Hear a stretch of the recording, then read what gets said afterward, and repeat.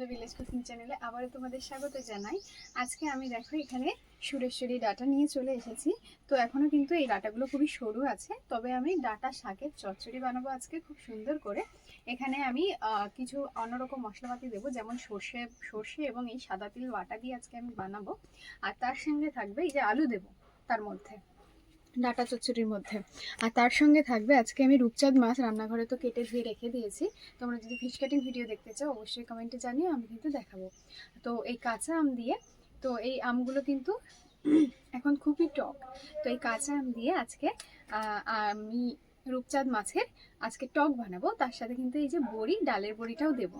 তো আজকের এই দুটো রেসিপি কিন্তু গরমের জন্য খুবই সেরা দুটো রেসিপি। গরমে তো শাক খাওয়া খুবই ভালো এবং টক খাওয়াও খুব ভালো।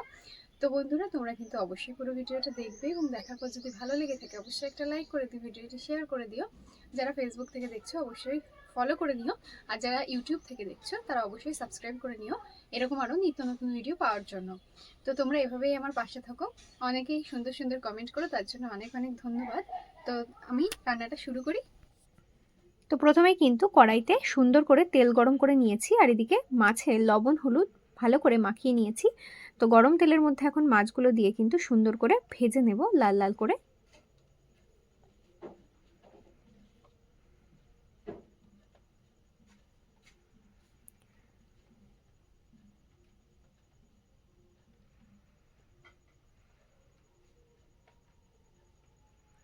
তো এদিকে মাছগুলো কিন্তু লাল লাল করে ভাজা হয়ে গেছে, নামিয়ে নেব।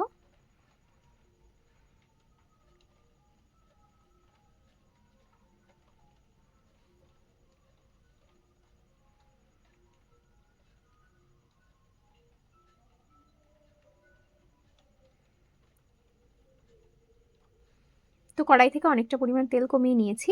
এখন আমি দিয়ে দেব তেজপাতা, শুকনো লঙ্কা আর 5 ফোড়ন। তো এটা যেহেতু আমাদের বাড়ির গাছেরই তেজপাতা, তোমরা যদি দেখতে চাও আমি অবশ্যই কিন্তু গাছ থেকে পেরে একদিন তেজপাতা দেখাবো। দিয়ে দিলাম কেটে ধুয়ে রাখা কাঁচা আম, সাথে কাঁচা লঙ্কা চেরা।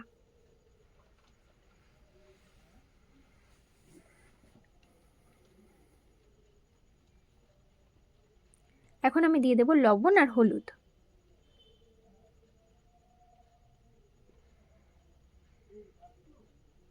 আজকের এই মাছের টকটা কিন্তু একটু অন্যরকমভাবে বানাবো, তোমরা কিন্তু অবশ্যই দেখবে।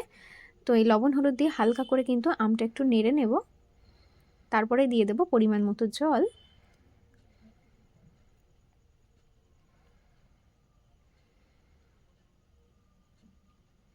আরও খানিকটা জল দিয়ে দেব।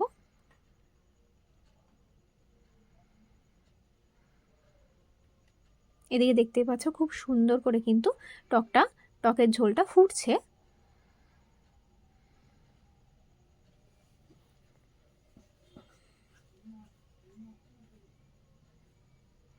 তো ওটা কিন্তু এখন নামিয়ে নিয়েছি। আবারও কিন্তু কড়াইতে দিয়ে দেব পরিমাণ মতো তেল। তোমরা হয়তো ভাবছো ডালের বড়িটা তো এখনো দিইনি, তো ডালের বড়িটা আমি এখন দেব। তো এই তেলের মধ্যে ডালের বড়িটা একটু লাল লাল করে ভেজে নেব। তোমাদের আগেই বলে রাখলাম আজকের রেসিপিটা কিন্তু একটু অন্যরকম হবে। তো এদিকে বড়িটা কিন্তু আমি লাল লাল করে ভেজে নিয়েছি। এখন কিন্তু দিয়ে দেব এর মধ্যে আমের টকটা।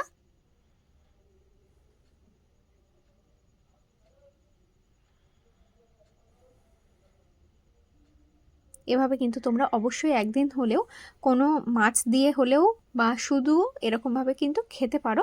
এখন দিয়ে দেব সর্ষে বাটা, ভালো করে জলে গুলে নেব।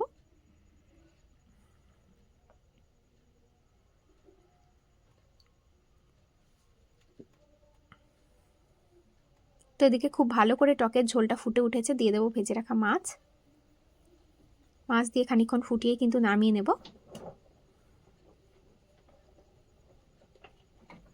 আমগুলো কিন্তু আলাদা করে গলিয়ে দেওয়ার দরকার পড়ছে না, আমগুলো কিন্তু নিজে থেকেই গলে যাচ্ছে আর খুব সুন্দর টকটা তৈরি হয়েছে দেখো।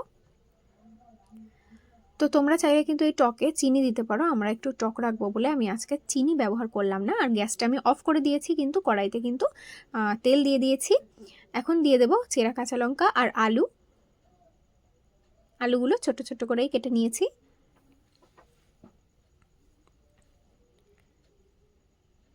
এখন আমি দিয়ে দেবো, এর মধ্যে আছে তেজপাতা, শুকনো লঙ্কা আর 5 ফোড়ন।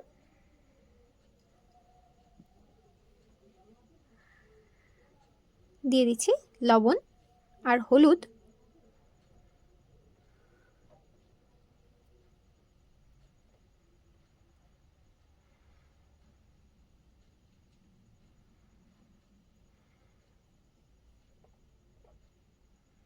এই যে শাকটা কেটে ধুয়ে রেখে দিয়েছি, শাকটা কিন্তু একবারে দিয়ে দেব। এটা কিন্তু ভালো করে হাতে মাখিয়ে তারপর কিন্তু গ্যাসটা অন করব।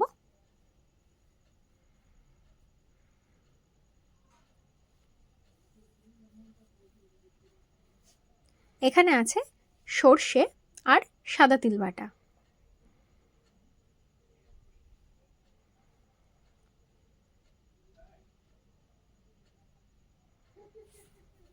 দিয়ে দিচ্ছি জিরে গুঁড়ো।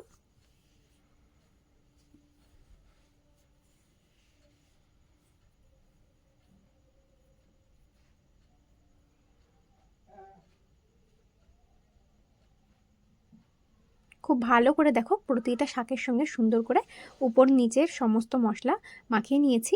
তারপর কিন্তু হাত ধুয়ে গ্যাসটা অন করে দিয়েছি। আর এখন দেখতে পাচ্ছ চাপা দিয়েছি, চারিদিক থেকে শাক দেখা যাচ্ছে। কিছুক্ষণ পর দেখবে শাকটা কমে কতটা হয়ে গেছে। তো দেখো বলতে বলতেই শাকটা কমে কতটা হয়ে গেছে, কতটা কম হয়ে গেছে। এটা কিন্তু আরও খানিকটা কমে যাবে। এভাবে কিন্তু উপর নিচে এভাবে নাড়িয়ে চাড়িয়ে দিতে হবে এবং শাকের থেকে কিন্তু খুব সুন্দর করে জল ছাড়বে এবং সেই জলে কিন্তু শাকের ডাঁটা, শাক এবং আলু সুন্দর করে সেদ্ধ হবে। তো এদিকে দেখতে পাচ্ছ খুব সুন্দর করে সেদ্ধ হয়েছে। আর এদিকে আমি ওদিকে কিন্তু এই বাদামগুলো, কাঁচা বাদামগুলো হালকা করে একটু ভেজে নেব। তারপরে কিন্তু এর মধ্যে দিয়ে দেবো। দেখো এটা কীরকম ঘেটা ঘেটা হয়েছে, খুব সুন্দর করে কিন্তু আমি এটা বানিয়ে নিয়েছি। এখন আমি দিয়ে দেবো এগুলো ভেজে রাখা বাদামটা। তো এই রেসিপিটা কিন্তু খুবই সুন্দর হয় খেতে, তোমরা কিন্তু অবশ্যই এটা বাড়িতে বানিয়ে খাবে। তো এটা কিন্তু আমার প্রায় হয়েই গেছে, এখন কিন্তু এটা আমি নামিয়ে নেব। তো আজকের মতো ভিডিওটা আমি এখানেই শেষ করছি। সবাই ভালো থেকো, টাটা।